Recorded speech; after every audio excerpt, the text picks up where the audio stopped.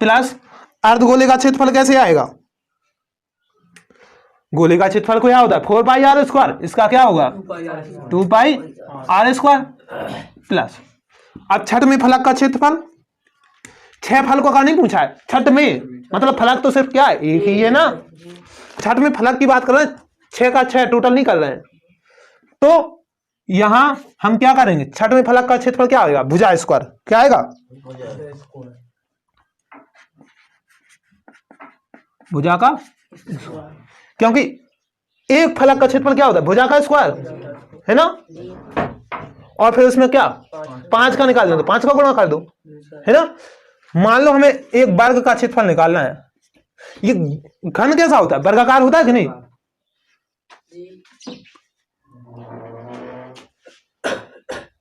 तो वर्ग का क्षेत्रफल क्या होता है भुजा स्क्वायर होता है। भूल जाओ कि ये हमारे पास घन है घनाभ है वर्गाकार कुछ नहीं, आप तो एक वर्ग जिसकी चारों भुजाएं बराबर होती है उसका क्षेत्रफल क्या होता है भुजा का स्क्वायर है ना। ऐसे कितने 5 डिब्बे हैं 5 वर्गाकार हैं तो कितना आएगा 5 गुणे भुजा स्क्वायर। अब जो छठवां फलक बचा है उसमें से क्या घटा देना है अर्धगोले के आधार का क्षेत्रफल, और आधार का क्षेत्रफल क्या होता है πr², सिर्फ आधार का क्षेत्रफल, चाहे गोला हो चाहे अर्धगोला हो, आधार का क्षेत्रफल तो दोनों का एक सा ही रहेगा, आधार तो दोनों का एक सा ही रहेगा है ना। समतल में जो आकृति रहती है चाहे पूरा संपूर्ण गोला ले लो चाहे अर्धगोला ले लो, आधार का क्षेत्रफल एक जैसा रहेगा, तो माइनस πr²। समझ में आ रहा है कि नहीं? कहां देख रहे हो यार, तुम ही लोगों के लिए मेहनत कर रहे हो, तुम लोग यहां वहां ध्यान दिए हो। चलिए देखिए 5 गुणे भुजा कितनी थी घन की भुजा 7 का स्क्वायर प्लस 2 गुणे पाई मतलब 7 आया ना यहाँ पे, तो हम 3.5 लेने से अच्छा 7/2 ले लेंगे है ना, 7/2 का स्क्वायर प्लस भुजा का स्क्वायर, भुजा कितनी थी 7 का स्क्वायर माइनस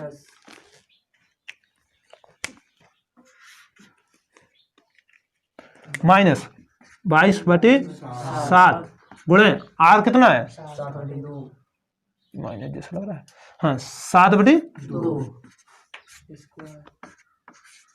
है ना। बस आप जो सॉल्यूशन कर देंगे वो आपका आंसर आ जाए।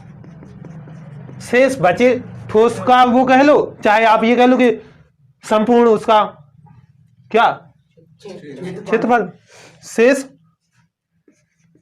बचे पृष्ठ या जो भी है ये ठोस है ना, ठोस का क्षेत्रफल। पहले नंबर तो ये तो पूरा किसने ले लिया, इसने ले लिया, किसने अर्धगोला ने। अब 5 फलकों का क्षेत्रफल प्लस वही बात करेंगे 5 फलकों का, अरे यार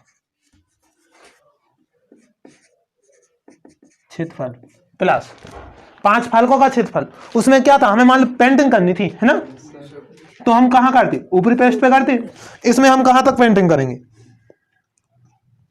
अंदर जाके करेंगे कि नहीं इसके है ना। ये ऐसा समझो कि एक लकड़ी का डिब्बा है घनाकार जो कुछ भी है और इस प्रकार का बना दिया गया है ठीक है, तो हमें उससे मतलब नहीं, हम उसका थोड़ी ना वजन नाप रहे हैं कि भैया इस पूरे वजन में से इसका वो घटा दो है ना, हमें क्या पेंटिंग करनी है, मान लो पृष्ठ निकालना है उसका, तो इसका क्षेत्रफल 5 फलकों का क्षेत्रफल प्लस अर्धगोले का क्षेत्रफल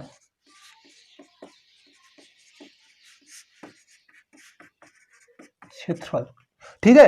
अब मान लो ये है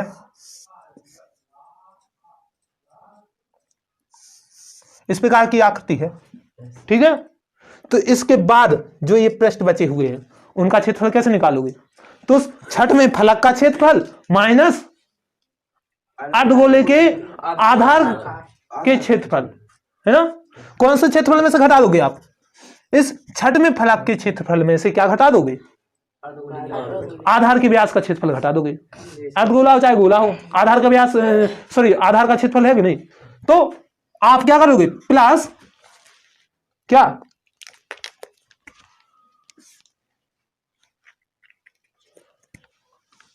6वें फलक का क्षेत्रफल माइनस आधार का क्षेत्रफल या अर्धगोले के आधार का क्षेत्रफल, अर्धगोले के आधार का क्षेत्रफल। समझ में आ रहा है सवाल कि नहीं? देखिए 5 फलकों का क्षेत्रफल वही 5 गुणा है भुजा स्क्वायर। एक वर्ग का क्षेत्रफल क्या होता है? वर्ग का क्षेत्रफल क्या होता है? भुजा स्क्वायर होता है। 5 है, 5 गुणे भुजा स्क्वायर। समझ में आ रहा है? अर्धगोले का स्क्वायर क्षेत्रफल क्या आएगा? 2 पाई आर, क्योंकि गोले का क्षेत्रफल क्या होता है? 4 पाई आर होता है। स्क्वायर होता है कि 4 पाई आर होता है अर्धगोले का। हाँ। चलिए देखिए,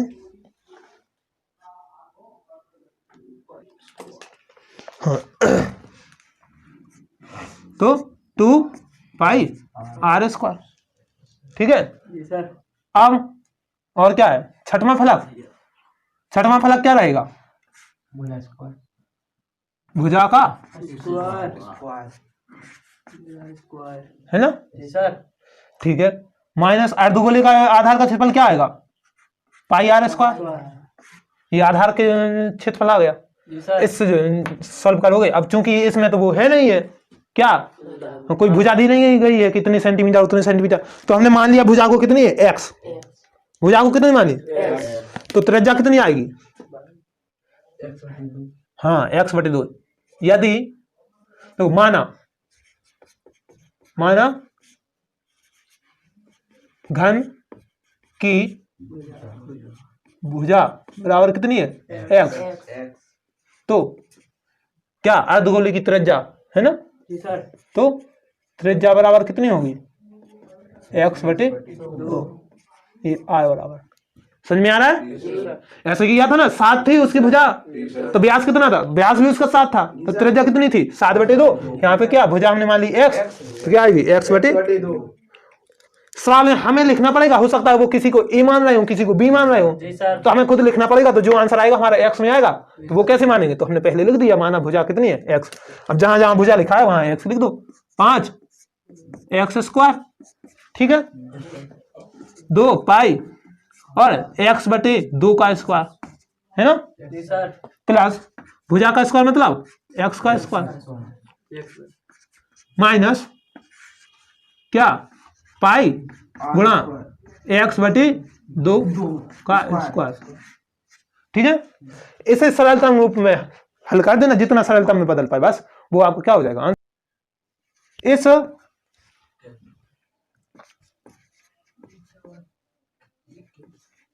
कैप्सूल का संपूर्ण बाहरी क्षेत्रफल बराबर क्या आएगा? बेलन का क्षेत्रफल प्लस बेलन का क्षेत्रफल प्लस कौन सा? दोनों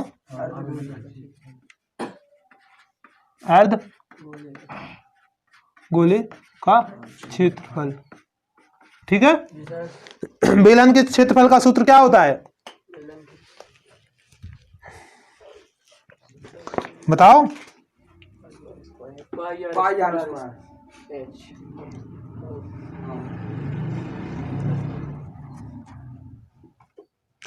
टू पाई आर एच क्या होता है? 2 पाई आर एच।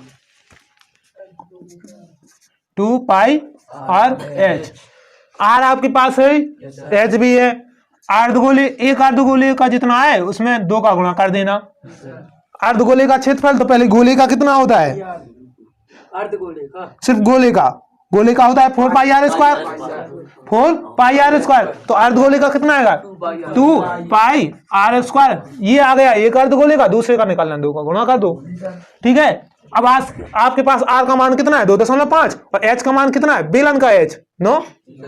पूरी एच नहीं बतानी, सिर्फ बेलन की, तो बेलन की 9 है, बस रख देना, आ जाएगा। तंबू का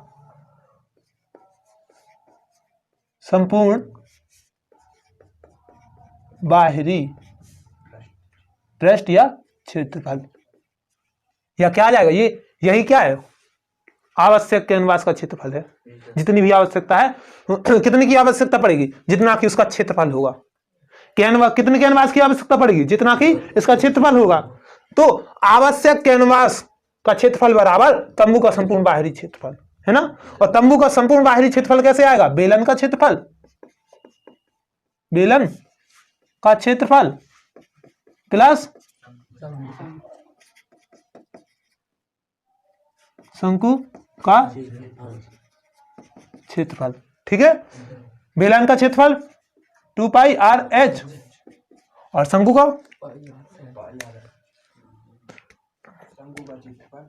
पाई आर एल। एल, एल क्या है, तिरछी ऊंचाई, और आर क्या है, आधार 2 मीटर, है ना। और बेलन की ऊंचाई कितनी है, 2.1 मीटर, रख देना। अब तो वो क्या आएगा आपका, मीटर में आएगा, जो कुछ भी आएगा काय में आएगा, मीटर में आएगा।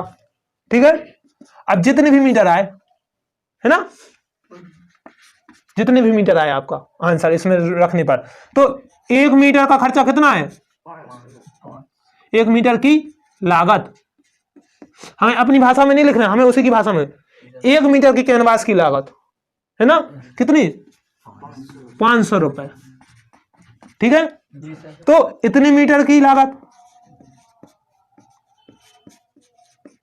500 तो इतने गुणा 500, जितना भी आएगा उसे हम काय में लिखेंगे, रुपए में, इतने रुपए खर्च होंगे। शेष बचे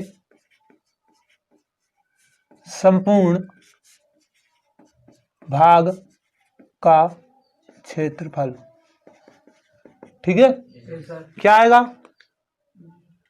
बेलन का क्षेत्रफल प्लस बेलन के आधार का क्षेत्रफल, है ना।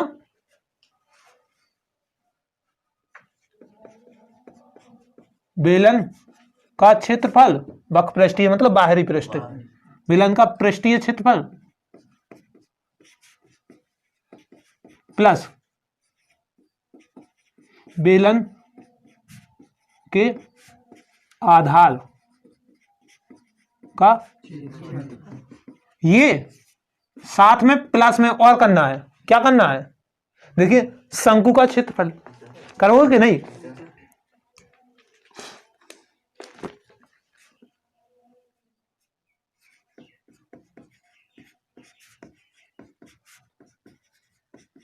सवाल समझ में आ रहा है जी सर। आपने ये छेद किया है वो कहां पे, उसके अंदर है। पेंट तो हम बाहरी साइड भी करेंगे साथ में, जी सर। और साथ में अंदर इस साइड भी करेंगे, और ये जो नीचे है वहां पे भी आधार पे करेंगे कि नहीं। पहले तो इनका सूत्र देख लीजिए, बेलन का क्षेत्रफल का सूत्र क्या होता है, 2 पाई आर एच, क्या होता है 2 पाई आर एच प्लस बेलन के आधार का क्षेत्रफल क्या होगा, जो आधार का क्षेत्रफल होता है वही होगा, चाहे बेलन का आधार हो चाहे शंकु का आधार हो, आधार किसी का भी हो, जो आधार का क्षेत्रफल होता है पाई आर स्क्वायर, ये तो हो गया बेलन का, प्लस शंकु का क्या होता है पाई आर एल, क्या होता है पाई आर एल, पाई आर एल। बस आपका हो गया। अब हम आपको ये बता दे रहे कौन क्या है। देखिए शंकु की ऊंचाई कितनी दी है, 2.4। सवाल भी तो देख लिया करो, सुर में ताल मिला रहा है व्यास है 2.4,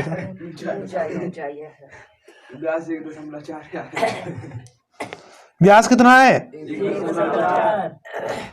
तो त्रिज्या कितनी आएगी, मतलब 0.7, 7 दूनी 14 होता ना, और क्या भाग देना है, कितने में देना है, 1.4 में 2 का भाग देना है, तो 0.7 आएगा ना। तो त्रिज्या कितनी आएगी, पूरा कितना है 1.4 मीटर है, सेंटीमीटर, सेंटीमीटर, और ये भी सेंटीमीटर है ना। तो त्रिज्या कितनी आएगी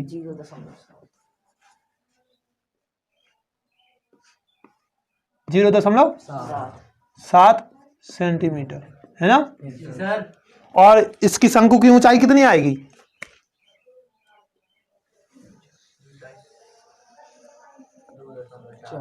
शंकु की ऊंचाई कितनी आएगी? 2.4। समझ में आ रहा है? उतनी ही ऊंचाई का शंकु काटा गया है। चित्र में थोड़ी हम बनाने में डिस्टर्ब हुआ, वो यहाँ पे क्रॉस करा जबकि यहाँ पे टच करना चाहिए, है ना? ठीक है, तो इसकी ऊंचाई कितनी? 2.5। हमें सूत्र में, शंकु के सूत्र में एच तो चाहिए नहीं, हमें क्या चाहिए? एल। तो आपके पास जब एच है, आर है, तो एल निकाल लेना। एल मतलब त्रिज्या की ऊंचाई, और अपनी भाषा में कहें तो कर्ण। तो कर्ण कैसे निकालोगे? आधार का स्क्वायर प्लस लंब का स्क्वायर, और पूरे पे रूट चढ़ा दो, इसका स्क्वायर निकल आएगा, है ना? तो एल निकाल लेना, एच का स्क्वायर प्लस आर का स्क्वायर, और उस पे चढ़ा देना रूट, तो एल आ जाएगा। ठीक है, एच आपके पास है सब, तो ये इसमें रख देना। इसकी एच क्या है? बेलन का ऊंचाई कितनी है? 2.4। आर वही रहेगा, पाई आप जानते ही हो, रख देना।